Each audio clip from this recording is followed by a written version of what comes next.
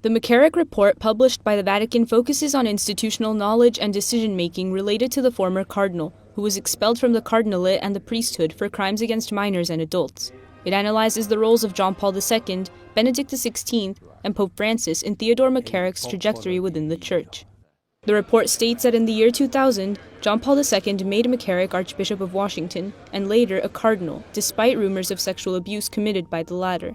The report says John Paul II made this decision based on incomplete and inaccurate information he received from bishops regarding McCarrick's behavior, as well as on a letter McCarrick wrote to John Paul II's secretary, in which he firmly denied the allegations against him.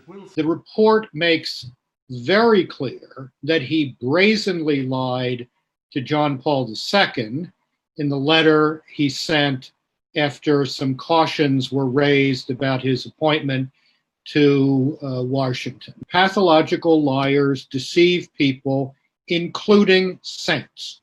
Saints are not immune to being deceived by pathological liars. George Weigel, author of Witness to Hope, an internationally acclaimed biography of John Paul II, points out the Church's relatively quick response once concrete information was presented. Once real evidence was available, in 2017, that Theodore McCarrick had abused a minor, that charge was immediately acted upon by Cardinal Dolan and the Archdiocese of New York. And when their investigation showed the charge to be credible, it was sent to Rome.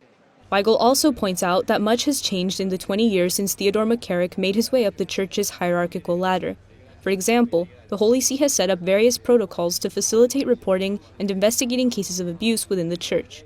And we need to support that change, and we need to support the overwhelming majority of good priests and good bishops whom we know. All of that having been said, it's also true that this is a terrible story, that it displays or illustrates a big system failure in the Church, and that is a cautionary tale for the future. Weigel also says Catholics should pray for McCarrick's repentance and conversion, and that real reform of the priesthood and episcopate is essential where a clerical caste system remains in place in the Church. It's one of the ideas in his latest book, The Next Pope, which analyzes the priorities of the pontificate.